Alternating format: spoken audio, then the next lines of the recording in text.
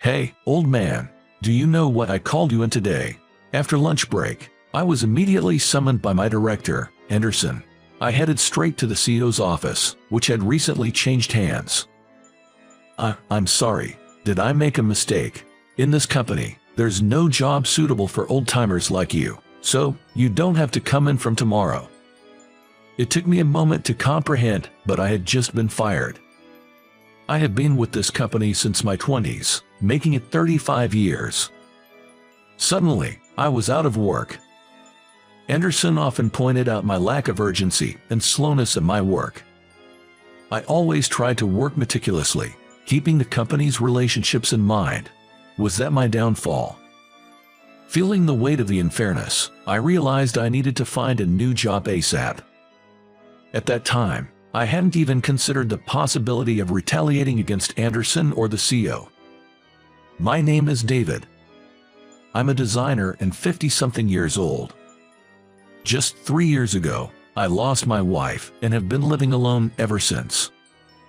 To drown my loneliness, I dove deeper into my work than ever before. In this digital age, it might be uncommon, but I design using paints and paper. My work was highly appreciated by the previous CEO and our clients. However, it seemed Anderson wasn't a fan. He would often badmouth me when the CEO wasn't around. When the previous CEO passed away unexpectedly, a new, younger CEO took over. He was keen on introducing new technologies and phased out the old ones. Anderson, being close to the CEO, seemed to be completely on board with these modern ideas. I felt he was desperate to catch up with the modern way of thinking. From now on, we will switch all operations to computer-based systems. Since the day that was announced, using paint for designs was prohibited, and instead, we were to use computer software. I've been in this industry for nearly 30 years, but I've hardly ever designed using software. My knowledge was equivalent to that of a student fresh out of school. I regretted not having studied this earlier. Admitting my mistake, I started studying design software every day from then on. There were people in their 20s, fresh out of college, at the company, and I managed to learn a lot from them, eventually acquiring enough skill to do my job. The move to this policy was due to the young, 30-something second-generation CEO wanting to take on what's currently trending. I was the only one in this department who was a beginner at using design software, so the looks from Anderson stung a bit. At first, I was making design corrections for my subordinates as a form of study, but gradually I started to receive my own work. Having been in the industry for so long, I felt confident that once I had the knowledge, I could create designs that would not be inferior to the younger generation. However, it seemed like Anderson didn't think too highly of my work. "You're a bit too slow. People younger than you are faster, so get it together." "Oh, I'm sorry, I'm still not quite up to speed." "Make sure you do. We can't give you much work because the quality isn't there yet." "I'm sorry." Conversations like this happened at least once a day. A subordinate who had seen this told me not to worry and to ask them anything, which was a relief. But being rushed every day made me panic and rapidly lose confidence. Maybe this job isn't for someone my age, as retirement is nearing. I thought about taking early retirement. I was living with those thoughts. One day, we received a request from a long-standing client company. They wanted a design made with paint. However, our company mandated the use of computer software. I wanted to take on the request to meet the client's needs. I decided to discuss it once with Anderson. "Anderson, I have a consultation. A client has requested a design using paint, and I'm asking for permission just this once to create without using software." "Huh, what are you talking about? Didn't we mandate the use of software for everything recently? But there is a certain demand for this. We have maintained a long relationship with this client, and to continue working with them, that's impossible. This is why old people are not useful. Can't you see that analog is behind the times? Didn't the CEO say so? The area is digital. AI might even come into play soon. If you can't keep up, it's impossible for you to stay in this industry.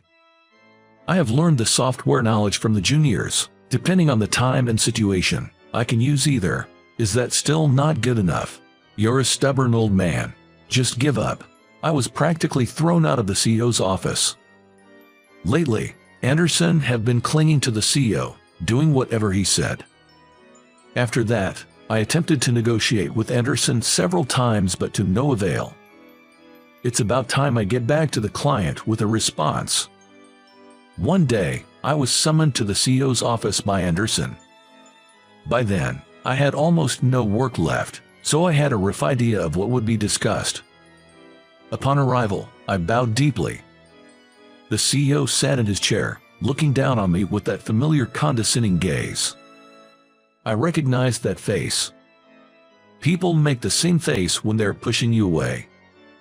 To be honest, I don't remember much of what Anderson and I discussed after entering the room. However, one sentence resonated strangely in my mind.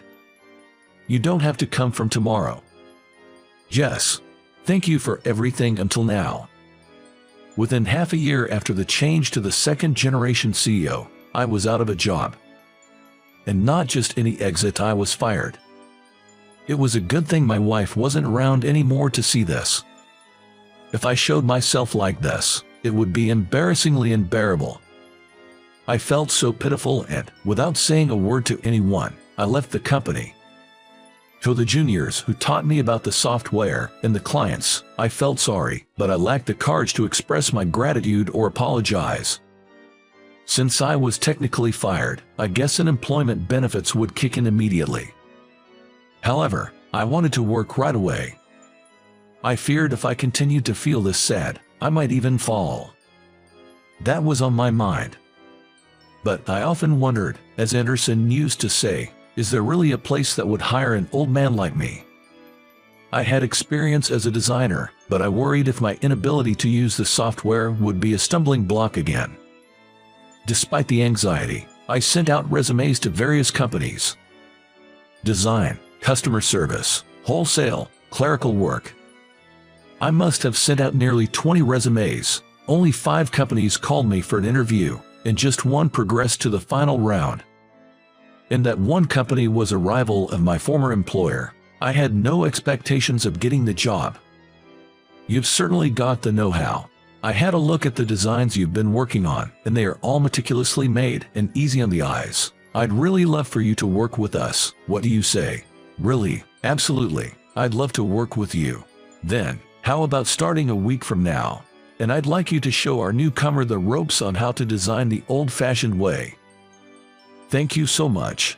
It felt so good to be recognized for my skills again. I was going to be a designer once more.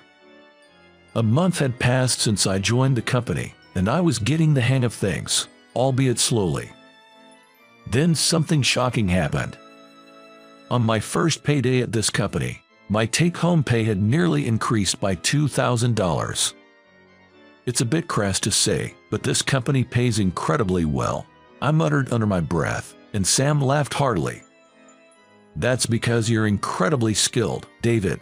I don't know how much you made at your last job, but you're a special talent that would thrive anywhere. I felt a bit bashful but very happy. While learning the ropes and earning praise from both my juniors and Sam, I wondered if I was truly becoming an asset to the team. That's when my phone rang. It was Anderson. I hesitantly answered, only to be greeted with an angry tirade. As a professional and an adult, you're disqualified. Everyone's in trouble because of you. Please, calm down. What happened? There's no time for what happened. You left the job without handing anything over. We have none of the client information or past data. That's because I was told to leave on the day, and there wasn't any time. Such poor excuses. What have you done to us? Send over the handover data within 2 days. You're unemployed and free right now, right? Thanks in advance. The call ended abruptly, with the responsibility unilaterally pushed onto me. What would Anderson think if he knew I was working for a rival company? I had new assignments at my current job and needed to start on them immediately. I was troubled and decided to consult with Sam. Sam, sorry to bother you. I just got a call from my previous workplace, and they urgently requested that I send over handover documents. I'm considering stepping out for about 2 hours to take care of this.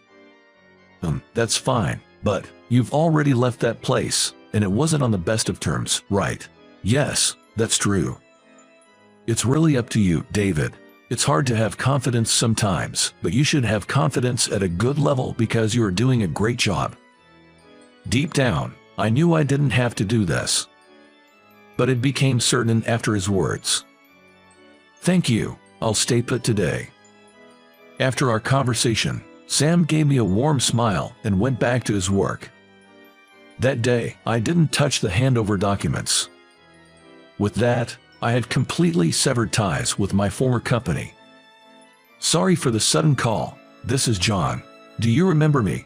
About a month had passed since I'd ignored Anderson's calls and cut off contact, when John, a former junior of mine, reached out. Wary that he might have been prompted by Anderson, I nervously answered the call to hear an obviously flustered voice. Yes, I remember you. I'm sorry for quitting so abruptly and causing trouble. What happened today? No worries at all. You left because of the CEO and the director, right? We've been having some troubles.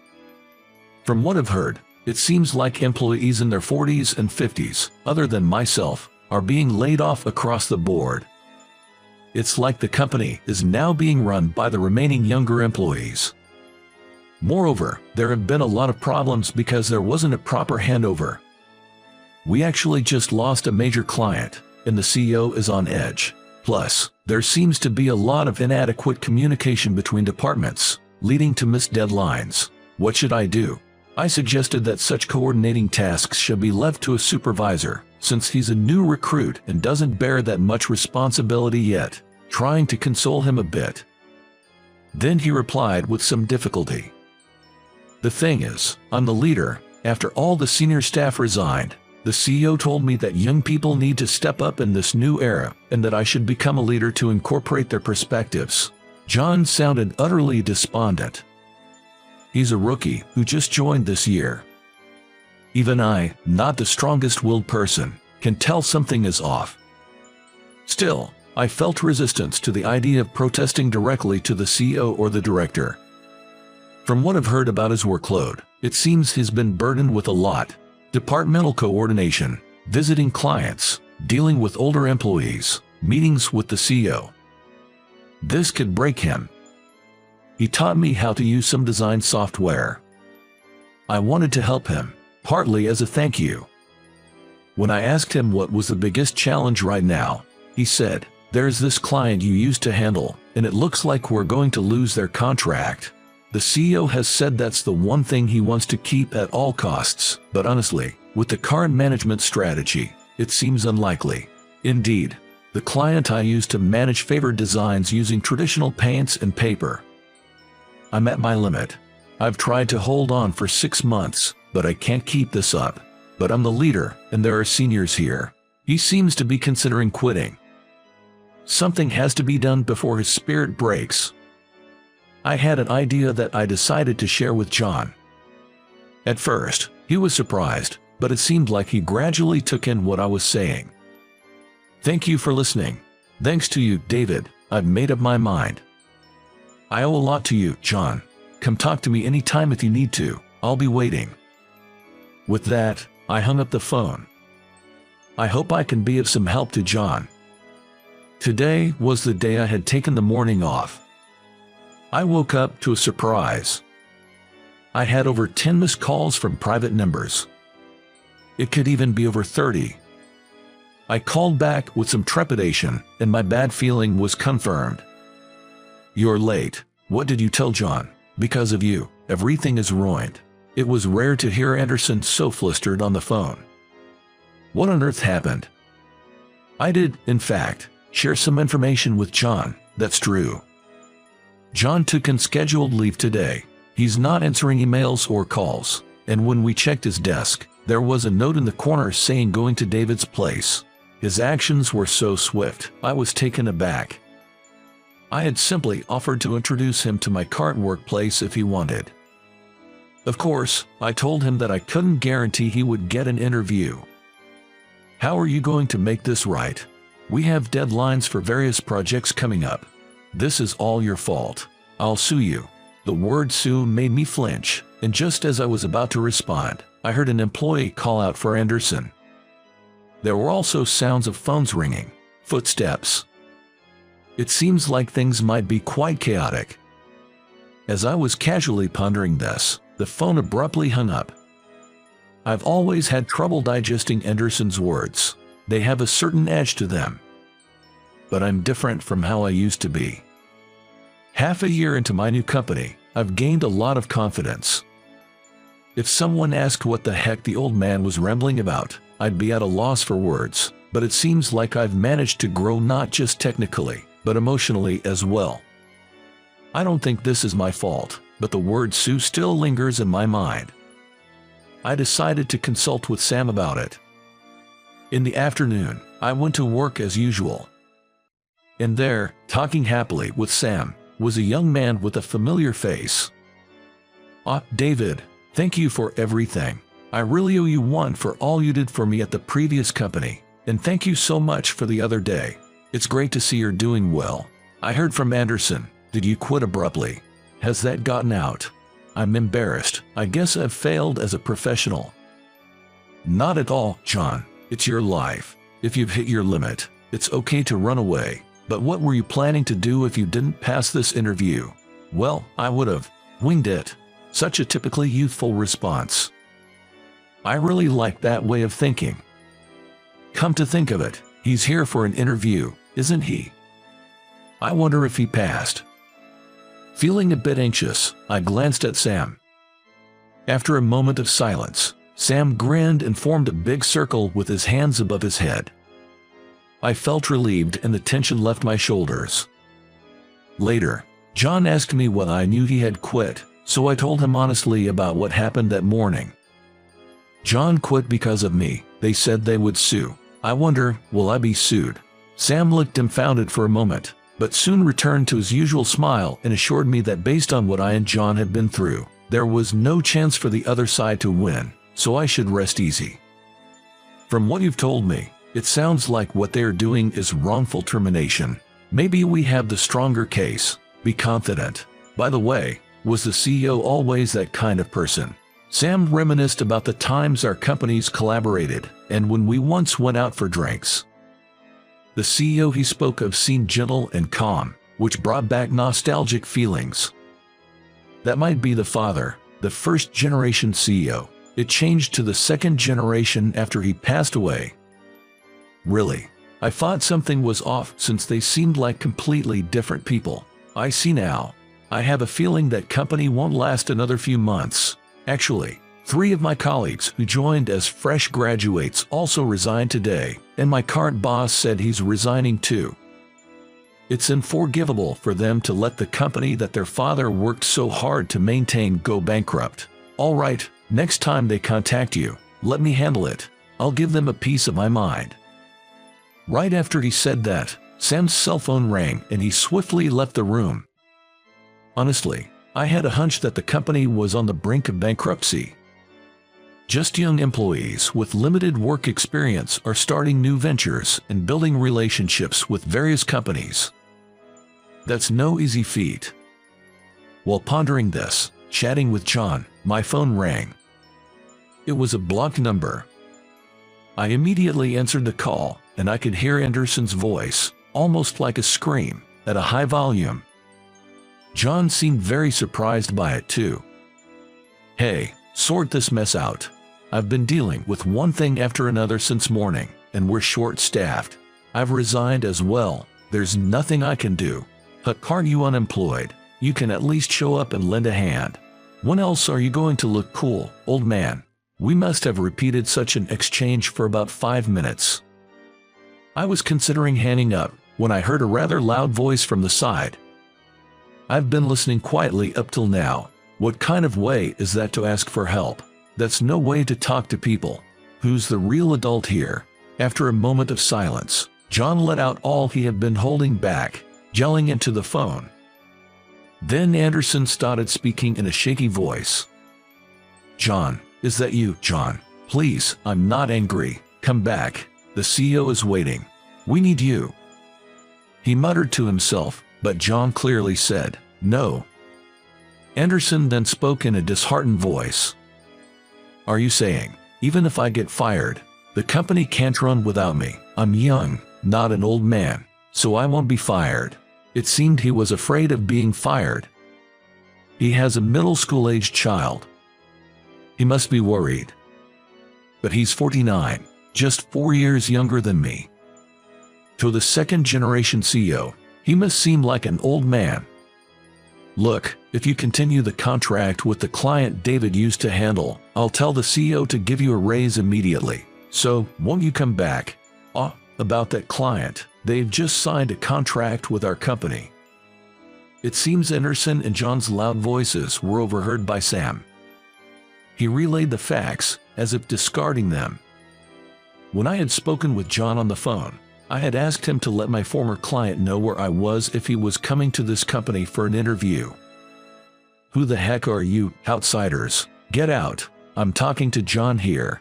Anderson, buddy. I think we've met before, don't you remember? It was back when the previous CEO was around. We had a drink together. I'm Sam Smith. You seemed so genuine at the drinking party. Was that just for show? When Anderson remembered Sam, he lost his cool big time. He was probably shocked that an outsider, and from a competing company no less, had seen his true nature, not to mention that I and John were there at the rival firm. What am I supposed to say to the CEO? At this point, I don't care if it's David anymore. I'll hire you again, so come over to our place right now. The next moment, Anderson was getting called out on his choice of words by Sam. Anderson was still confused, and all the chaos around footsteps, phones ringing, sounds of apologies was audible over the phone. David, I'm sorry. All right. Please come back. You can stay forever this time. Can you pay me 10 times the salary? What? I could hear the life go out of his voice. Anderson probably believed I'd come back because I was timid. But now, I have a place at Sam's company. There's nothing to fear. 10 times? What are you talking about? You know our company doesn't have that kind of money, right? If you can't pay, then it's impossible. Please do your best as you are. I'm getting about twice the salary you guys are at my current company. I have no intention of coming back. Anderson was saying something, but I could barely make it out over the background noise. After a while, I just heard noise until the call eventually dropped. After that, there was a moment that seemed to stand still, but I snapped out of it when John said, "That was pretty cool." Things moved fast after that. The staff kept quitting, and in the end, there were less than a third left. Unable to continue working with such a shortage of hands, it seems the company went bankrupt 3 months after my last contact with Anderson.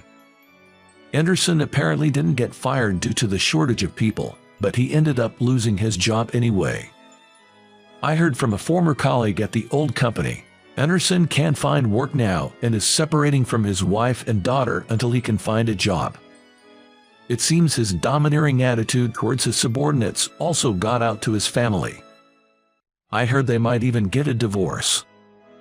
Anderson seems desperate, but without having the CEO as a shirt-on hold, I wonder how he's making decisions now. David, that last design was great. You're really something. Glad we hired you. It's been a year since I started working here. This company recognizes and praises me. Everyone works to lift each other up.